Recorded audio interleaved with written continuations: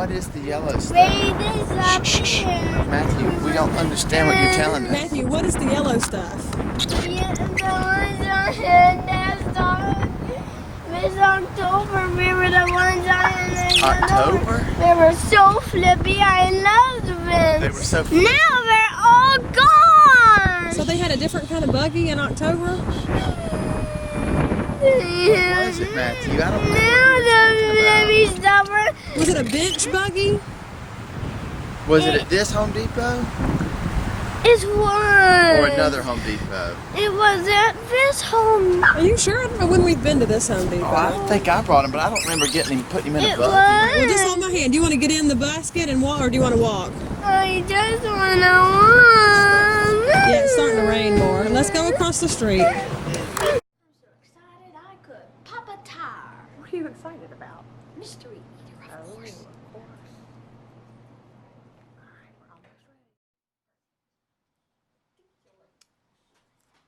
Particularly happy. What did others do that was so much better? The little hedgehog wondered. I'll have to go and see for myself. Perhaps I'll learn something from them. So he tied up a knapsack and headed off. Show that page again, Matthew. Hold it. Maddie, help him. There you go. See, here he is. He's moving out. Suddenly, a tortoise sped by Miko. Hey, tortoise, wait a minute, cried Miko. Why are you running? I'm in training, she panted. Training for what? Asked the little hedgehog. Training to be the fastest tortoise in the world. Miko scratched his forehead. Isn't it a bit difficult to run with such a heavy shell on your back? Is the end of Mystery Week.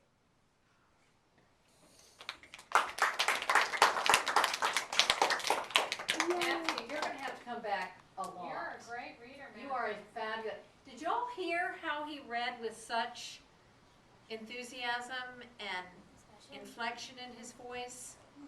It made it really interesting to listen to, didn't it? Yeah. Oh, wow. That was awesome. Miss Hughes, would you like to be Here gets a the leader?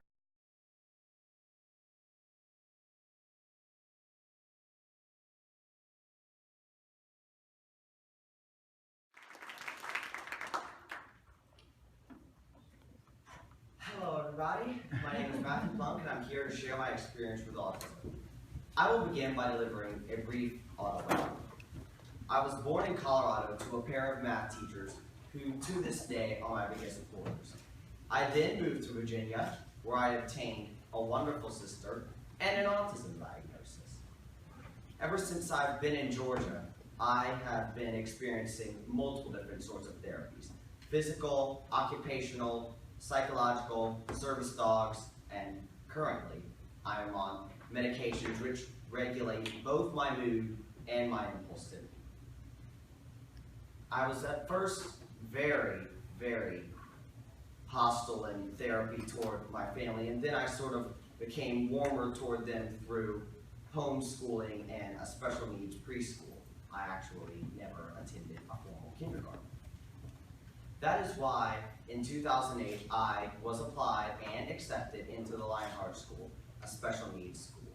At first I thought that all my freedom had automatically disappeared. The love and gentleness that I felt from my family was just completely absent. I felt alone, scared, oppressed. Then after 2 years at Lionheart, I realized that all these mysterious adults and kids who seemed to think I was strange were actually in my corner, and by the time it had come to an end, I had come to trust them. That is one of the reasons why I was accepted into Mill Springs Academy in 2013. It was there that I learned what it really is like to be a teenager, to be truly oppressed, to be truly betrayed. I won't go into any details of what happened at that school. But at any rate, I was accepted into Wesleyan in 2014, and I'm currently in my second year there. I am a 9th grader, taking all honors classes, and I'm active in the marching band, the academic bowl team, and the track and field team. But I am also, I acted in the 8th grade, and gosh, sorry, and I have more friends than I could possibly imagine. But there are some things that autism makes difficult for me, such as being able to have made those friends.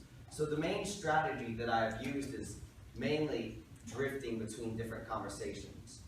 For example, when I'm in a large group, I'll go to one conversation, and when it becomes less stimulating, I'll move over to the next, and then on to the next, and then eventually I'll just have made a bunch of friends at different levels, because some of the conversations will have gotten very long, and other times it will have just been small talk. And then there are some things that autism makes easy for me, such as placing third at the GISA spelling bee and ninth 2 consecutive times at the state levels of the geography bee. I am immensely thankful for my autism because I choose not to view it as a disability, but as a great ability. Thank you.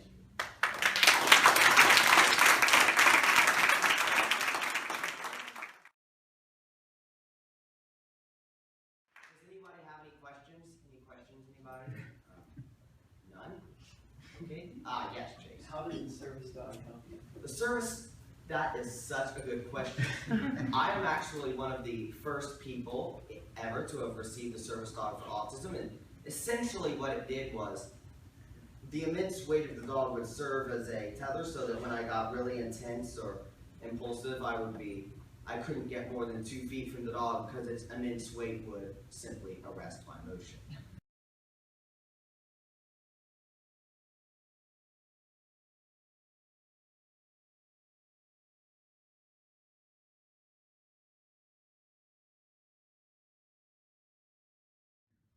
I gave up the service dog in 2008 for a slightly smaller dog.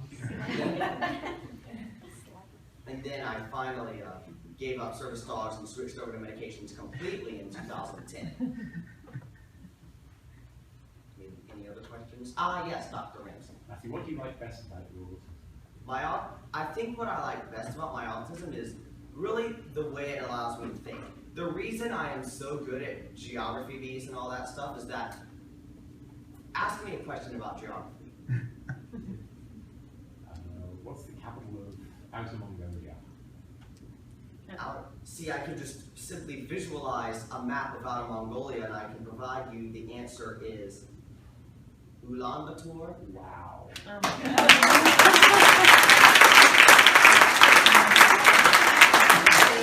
It works with spelling as well because I can simply study the origins of languages. I studied Latin, Greek, German, Japanese, all sorts of different languages, and then I can categorize spelling. So if I'm provided with a word like Schussboomer, I can think that's German SCHUSSBOONER. Any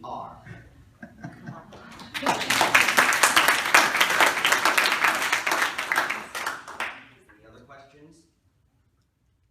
Thank you. I do not have any immediately discernible side effects. I think every once in a while my escitalopram causes insomnia, but I'm not entirely sure because I haven't talked to my psychiatrist yet. And it's not a huge problem, like one night I won't be able to sleep and then the next night I'll sleep like a lot. Yes. Do you think Wesleyan has provided you like a safe environment when dealing with your The safest, in fact. I have so many friends there, especially sort of transitioning from my last school. My last school, as I mentioned earlier, all the teachers oppressed me, the students hated me. I really had no friends at that school. Everyone whom I thought was my friend would either A, end up betraying me, or B, I'd end up in frequent arguments with them and finally sort of forget that they existed. So now that I'm at Wesleyan, I have a great many friends that I've met through so many different atmospheres. Some through academics, others through marching band and acting and all sorts of other social media. And what about I your don't do teachers? that all the time. And what about your teachers? How do you feel like My they? teachers, on the other hand, I feel like are very nice to me. They care about me academically. They seem to want to work with me instead of, which only a couple of Mill Springs teachers wanted to do. What do you think is the biggest challenge now? What are you working hardest on? My biggest challenge is probably it's probably either staying organized or talking in a quiet voice around my family. Okay, now Dad's got to interject. one thing.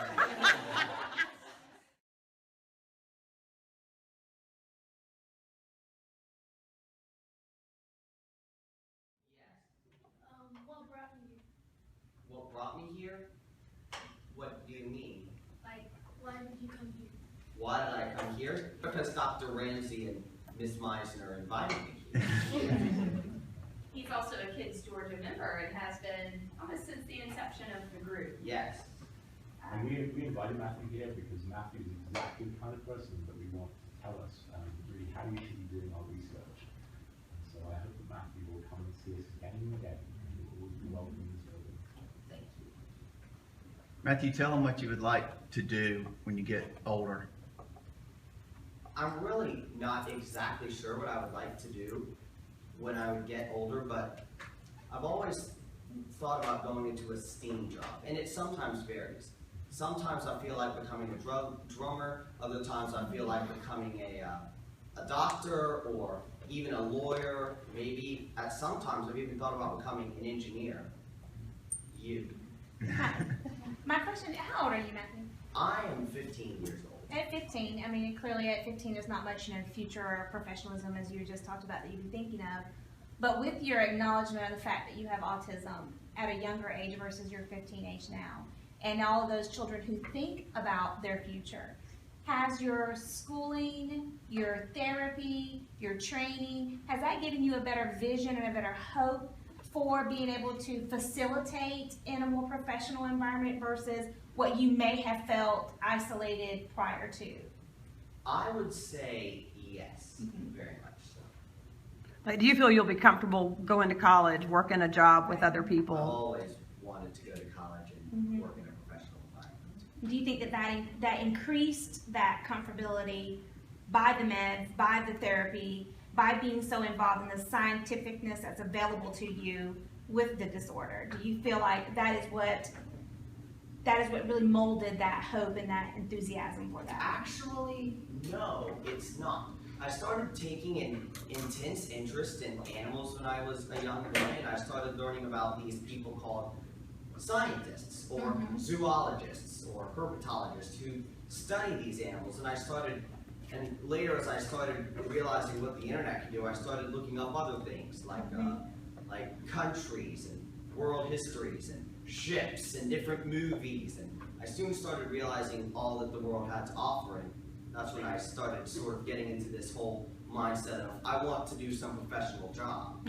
And I don't think he ever doubted that he would be able to, but the therapies and the medicines have definitely opened up like his ability to be able. You agree with that? Like, yes. But he probably never really realized early on that he was as constricted as he was socially, because he's always had the passion and the desire to do those things and the cognitive ability.